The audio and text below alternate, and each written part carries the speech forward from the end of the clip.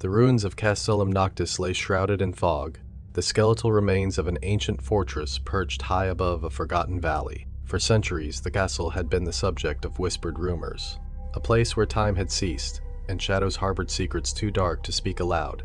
When a group of historians, Dr. Malcolm Gray, Professor Eleanor Briggs, and their assistant, Oliver Kane, arrived at the site, they dismissed these tales as mere superstition. But as the trio ventured deeper into the heart of the ruins, they uncovered a legend far more sinister than they could have imagined. In a forgotten chamber buried beneath layers of stone, they discovered an ancient manuscript detailing the reign of Lord Evander, a tyrant who ruled with an iron fist centuries ago. The manuscript spoke of a ritual, a dark pact that bound the souls of the castle's inhabitants to the earth, imprisoning them in an endless cycle of torment. As the historians delved into the manuscript, the atmosphere of the ruins grew heavier, the air thick with the stench of decay and the whispers of the long dead. Malcolm, driven by the desire for recognition, insisted on translating the final passage, despite Eleanor's growing unease.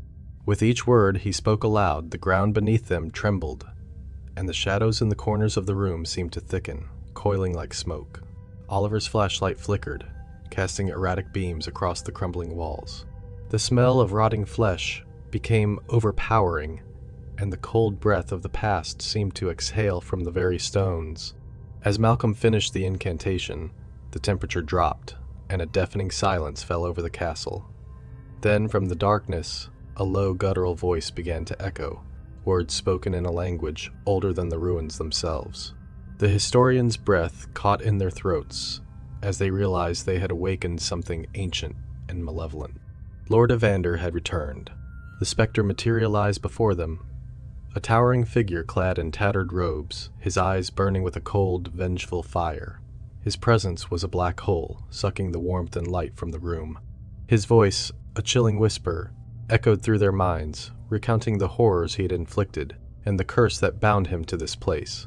Eleanor, gripped by terror, begged Malcolm to leave, but the historian, intoxicated by his discovery, refused. He believed that understanding the curse could free the souls trapped within the ruins. But Lord Evander had no intention of releasing his captives. He had been waiting, biding his time, and now that he was free, he sought to claim new souls to add to his collection. The ruins came alive with the anguished wails of the damned, their spectral forms rising from the stones, their eyes hollow and pleading. The historians were surrounded, the temperature plummeting as the ghosts drew closer. Oliver, panic-stricken, bolted for the entrance, but the doorway had vanished, replaced by a solid wall of stone. They were trapped. Eleanor, her mind racing, realized that the only way to survive was to appease the spirit.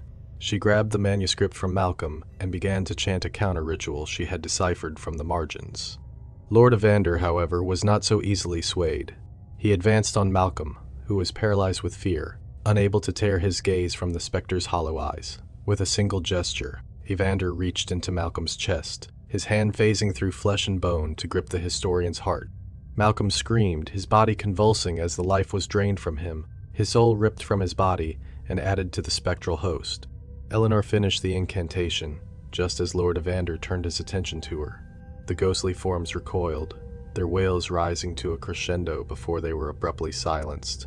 The temperature in the room began to rise, and the oppressive darkness lifted, but Lord Evander remained. His eyes locked on Eleanor. She had broken his hold on the spirits, but she knew it was only a temporary reprieve. With Malcolm's body slumped at her feet and Oliver sobbing in the corner, Eleanor realized the castle was not a place to be conquered by knowledge. It was a tomb, and the dead would not rest until all who trespassed joined them. The walls began to close in, the ceiling lowering, as if the castle itself sought to consume them. In a last desperate act, Eleanor grabbed Oliver's hand and ran towards the altar in the center of the room, hoping to find something, anything, that could save them. But all she found was a rusted dagger and an inscription, barely legible, carved into the stone. Blood seals the pact, blood breaks it. Understanding dawned, and without hesitation, Eleanor slashed her palm, letting her blood drip onto the altar. The castle groaned in protest, and for a moment it seemed the ritual had worked. But as the walls continued to close in, Eleanor realized her mistake. The blood did not free them, it bound them. The final twist of the curse snapped into place. The last thing Eleanor saw before the darkness claimed her was Lord Evander's cold smile, the satisfaction of a curse fulfilled.